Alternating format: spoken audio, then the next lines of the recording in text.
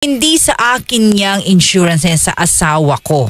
O yun, partner. So sa batas, ano ba ang paliwanag dito? Kasi asawa pero sinasabi nga ni Senator Marcoleta, ang pinapalabas ay sa asawa niya.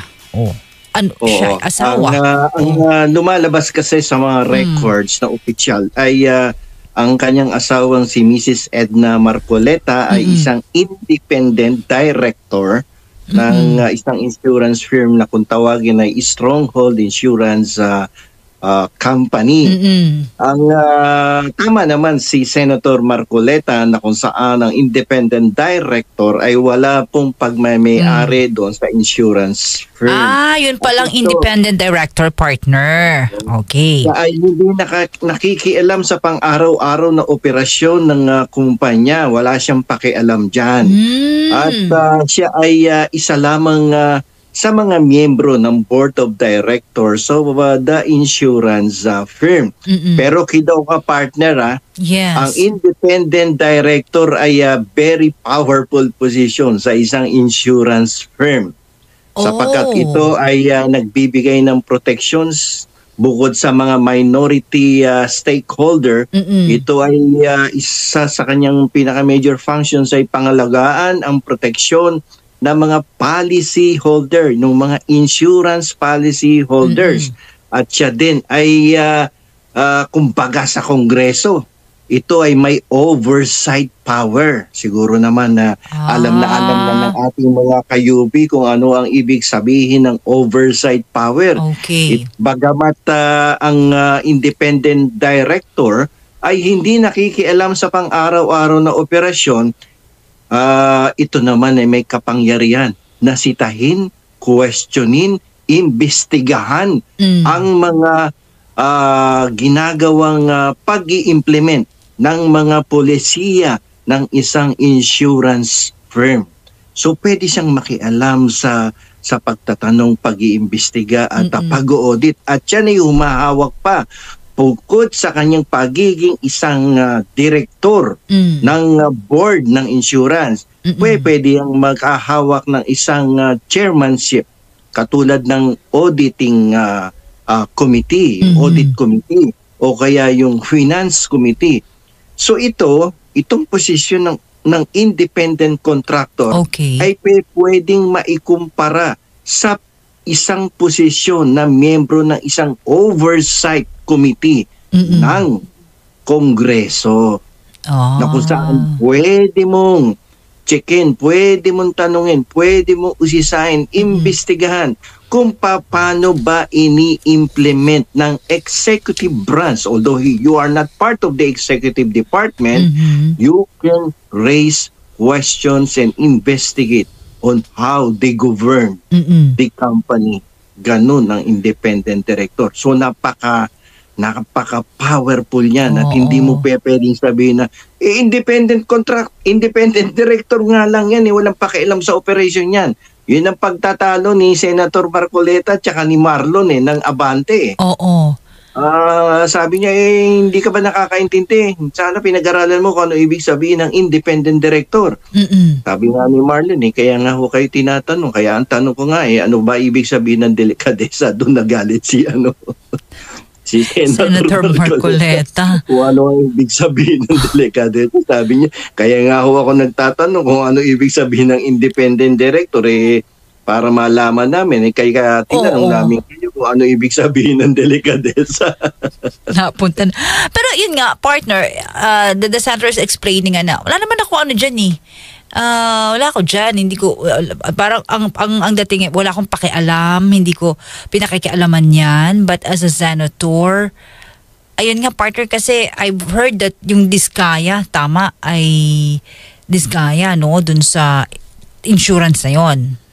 Alam mo, partner, hindi pwedeng ikaila ng ating butihing senador. Alam mo si Marcoleta during the Congressional Legislative Inquiry, although nasa opposition yan, ako pro-government ako palagi. Kasi gobyerno natin yan, siyempre, doon tayo sa gobyerno natin. Okay. Pero bilib ako dyan kay Marcoleta magaling na abogado. Trial lawyer yan. Mm. Bilib ako dyan eh. Pero sa pagkakataon na to, hindi ako bilib sa kanya.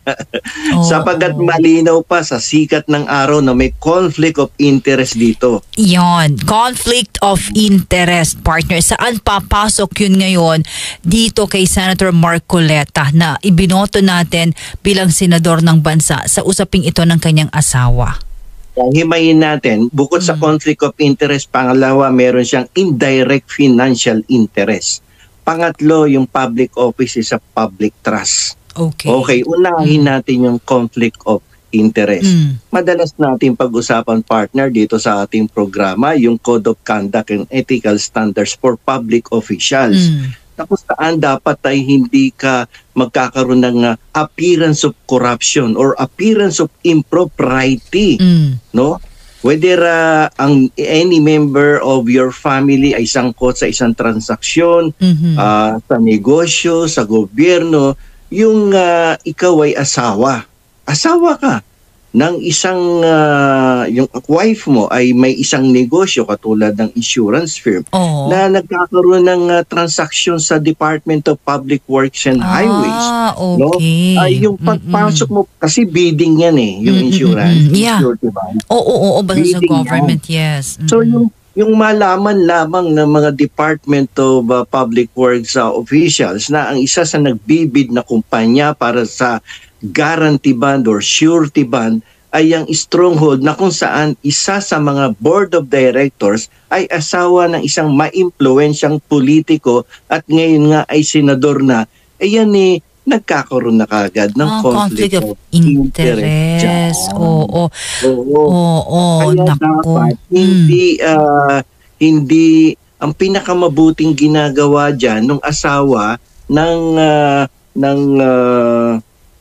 ng politiko ay dapat pinapayuhan niya ang kanyang mga kasamahan sa board na huwag tayong sumali sa bidding ng to sa gobyerno sapagkat malalaman nila na ako ay asawa ng isang politikong influential na kung saan yan ay magpapabigat sa desisyon na gagawin ng isang bidding committee sa isang ahensya ng gobyerno. Kung malaman ko, ako ang chairman ng bidding committee sa DPWH at nagsumite ng bid ang isang Stronghold Insurance Company para sa performance bond or surety bond, abay nakita ko Marcoleta, teka muna. At binulong ng tauhan, Sir, asawa ho ni Senador ang isa sa board of directors. Ikaw ba hindi ka magkakaroon ng bigat ng responsibilidad na teka muna baka mapahamak tayo pag hindi natin makonsider. Although hindi niya alam yon, but the fact that his wife is part of the board of directors of that insurance company submitting a bid to become the surety bond policy na magbibigay ng policy do sa mga contractors na yan ay mabigat yan, no? May conflict of interest dyan. Pangalawa, do sa indirect financial interest. Assuming nanalo at nanalo na nga. Ang Stronghold Insurance Company. Ang sinasabi sa ating batas at marami pang batas tungkol sa graft and corruption, no, pati dyan sa Code of Conduct. Kapag ang isang miyembro ng pamilya mo, kung ikaw ay isang politiko or government official, ay nanalo sa isang kontrata o nakakuha ng kontrata sa gobyerno, although hindi ikaw directly nag-benefit financially doon. Yung benepisyong nakuha ng iyong asawa mula sa kontratang napanalunan niya sa gobyerno, and in this case sa DPWH, ay pakikinabangan mo rin bilang asawa. So yung asawa mo may direct financial interest at ikaw naman ay magkakaroon ng indirect financial interest which is prohibited by many anti-graft laws in this country. Alam mo, partner, sa pinapaliwanag mong yan, parang ang daming pumapasok sa isip ko ngayon na hindi lang itong iusapin ni Senator Marcoleta pagdating sa usapin ng asawa. Parang ang dami pa din. Dapat hindi sila dyan. Dapat hindi sila sumali na. Nako. Isa pa, Oo. ikaw bilang senador, no, with due respect to Rodante Marcoleta o Senator. bilang isa sa miyembro ng Senate Blue Ribbon Committee, dapat nag-inhibit ka na. Hindi ka na sumali sa investigasyon. At attorney, Una pa lamang, partner. i-disclose mo na sa Oo. committee. Oo. Ang asawa ko, board of directors. Tama ba? Sabi kasi ni Maylin, hindi inamin kaagad. Tama, no, Maylin, ano? Marian ba? Si Marian, hindi kaagad inamin eh. Ganun ang datingan na yun pala yung asawa niya. Ayun, oo. Yun na nga ang kasunod na aking sasabihin. Dapat sa umpisa pa lamang ng investigation, ito pong senador ay dapat dinisclose niya na ang isang impormasyon na kung saan ang DPWH, ang mga contractors na iniimbestigahan ay ang asawa niya ay isa sa mga nanalong bidders pagdating sa pagkuha, pag-issue ng insurance policy para sa performance guarantee bond. Partner, kung maaalala mo, 3 weeks ago, diniscuss ko to sa usapang batas na kinakailangang imbestigahan ang mga surety company, insurance company, sapagkat meron silang legal na obligasyon, lalong-lalo na sa panahon na to, na kung ang isang proyekto ay hindi natapos o hindi man lamang naumpisahan, sila ang surety bond company is directly liable to pay the government of the cost of the project. Naalala ko yan, partner. Panaliwanag mo yan, hinimay-himay mo. Diba? Hinimay natin yan ng 3 weeks ago. Ngayon na ang lumalabas ang nanalong bidder at insurance company ay ang kumpanya na kung saan isa sa board of directors ang asawa ni Rodante Marcoleta, dapat panagutan yan ng kumpanya ng asawa ni Marcoleta, bayaran nila lahat ang hindi natapos na proyekto ng mga contractors na nanalo dyan sa DPWH. So ilang daang milyon, ilang bilyong piso yan na dapat babayaran ng kumpanya ng insurance firm na yan ang gobyerno. Ibalik ang pera ng taong bayan. Nako po, partner. Ng stronghold insurance company na yan.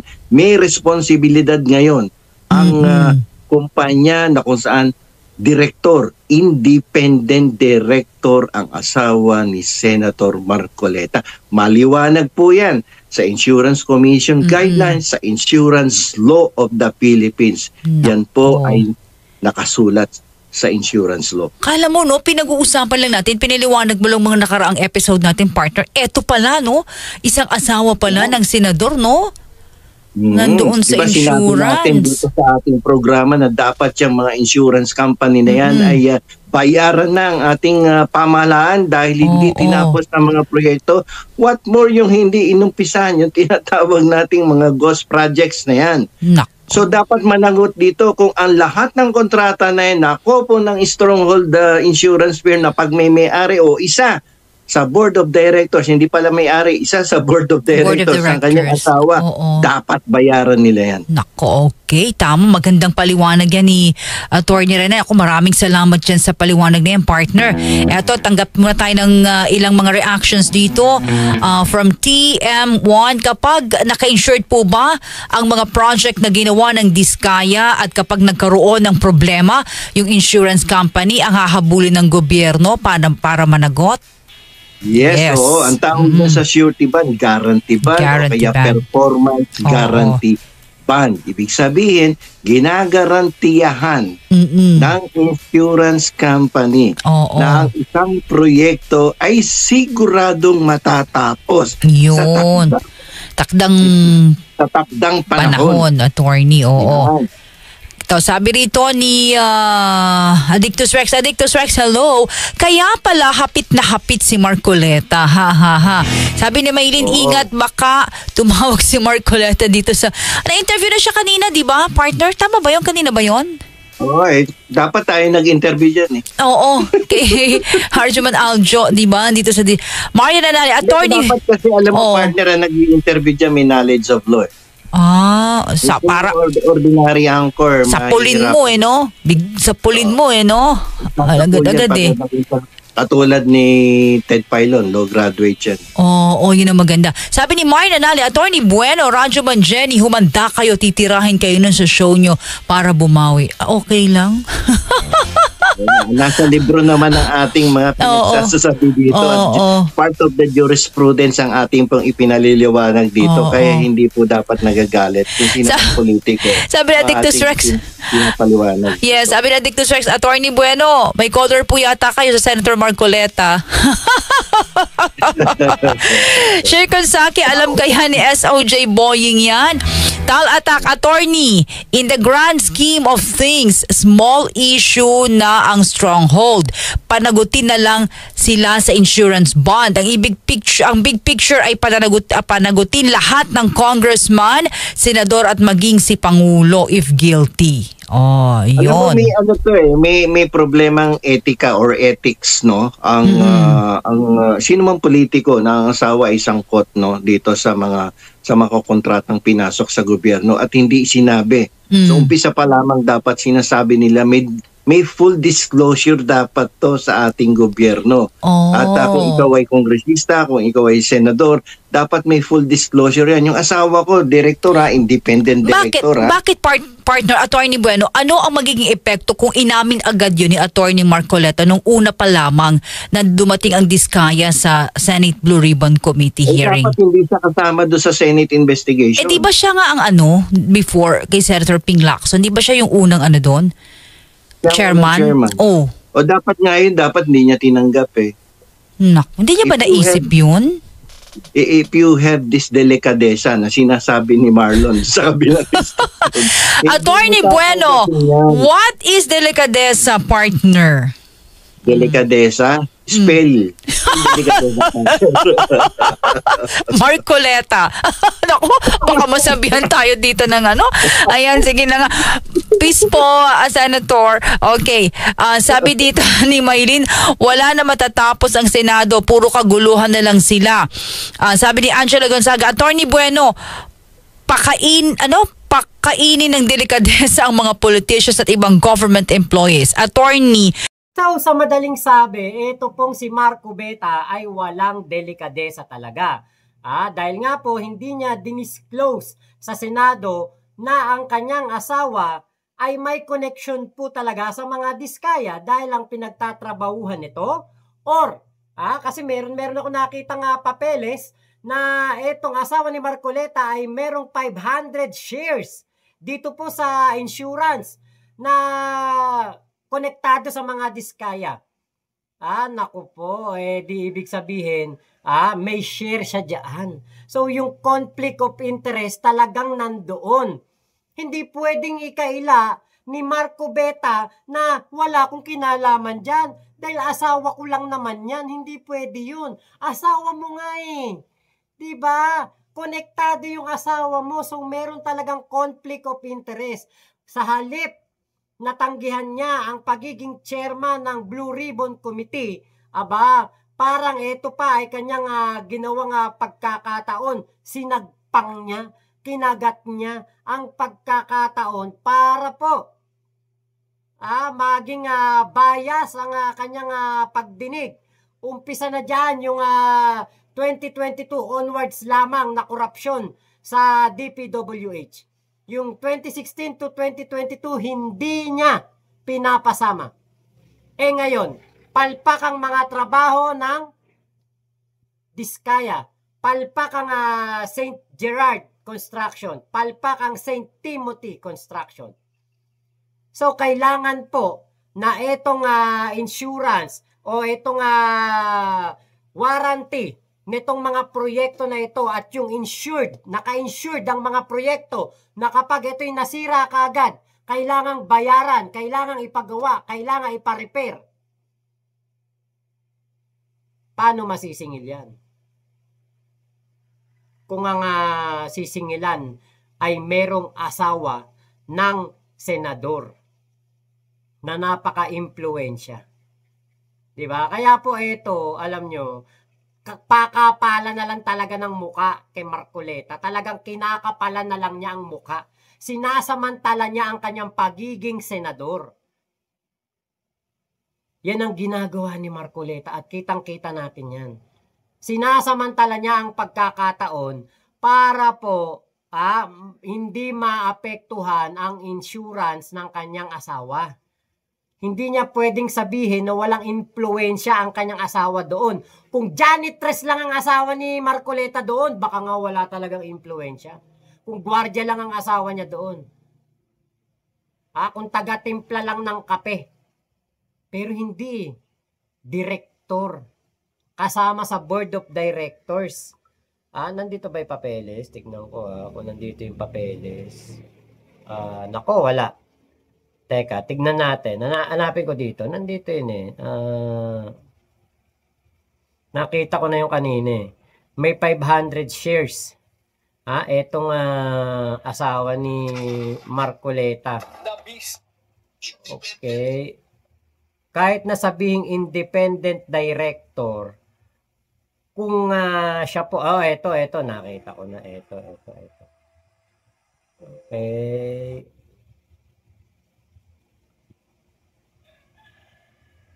Ayun, ito. Basahin natin.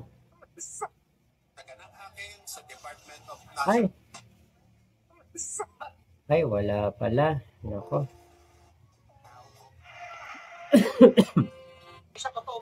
Yung asawa ni Marcoleta may shares. 500 shares doon sa ano na yon, sa kumpanya na yon. Kapag ganyan na may 500 shares, 'di ba? Meron ka na kagad interest. 'Di ba? Hayaan mo bang malugi ang 500 shares mo? 'Di ba? Yan po yung yan po yung hindi kumbaga hindi sa atin sinasabi nitong si Marcoleta. Yan ang hindi po sa atin pinapaliwanag. Ang lagi niyang kumbaga ang lagi niyang depensa, wala akong kinalaman diyan. Eto Edna Marcoleta was a stakeholder of Milestone Guarantee and Assurance Corporation. She paid 6.5 million for a 0.5% ownership in the company and was part of the executive committee. During the same year, Milestone issued a bond to Elite General Contractor owned by the Diskaya. You may argue against the 2024 shares, but I think it's hard to argue against the obvious conflict of interest with 2023. People may think 6.5 million is a small amount, but I don't. Ayan. At eto nga po, ayun, okay, meron dito mga table, ayan, nakalagay. Ito yung may red na guhit, yan po yung shares nitong si Edna Marcoleta.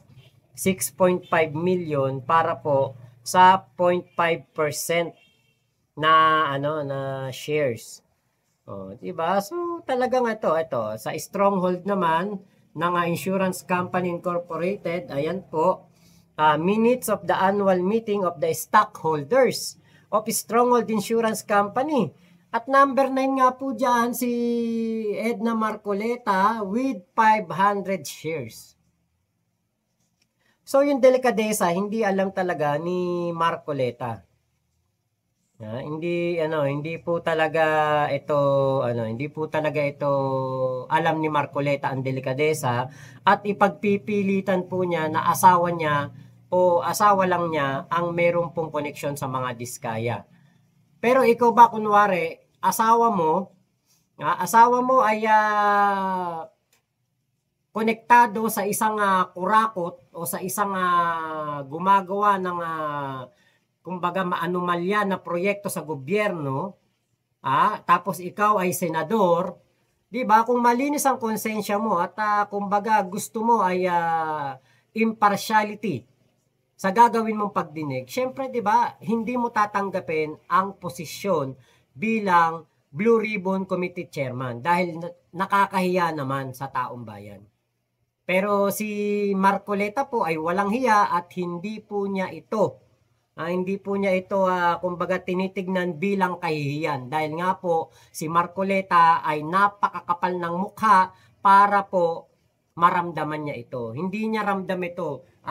Kumbaga pag makita mo si Marcoleta, yung simangot ng mukha niya, 1 kilometer away, ramdam mo na napakakapal talaga ng mukha nito. Wala tong delikadesa. Paano nga ba naman magkakaroon ng delikadesa? Biro may kumandidato under the PDP laban. Pinopromote ni Digong na isang kriminal ang mga kandidato ng PDP laban. Tapos ang kasama pa sa lista ng mga senador, abay kasama din ang kriminal na si Kibulok. So talaga pong walang delikadesa si Marcoleta, Marco Beta, si Peluca, Mr. Peluca ng Senado, ang pinaka nakakasimangot na mukha sa Senado sa kasaysayan ng Pilipinas. So Marco Bets, pasensya ka na, pero ang tingin talaga namin ang kapal ng mukha mo.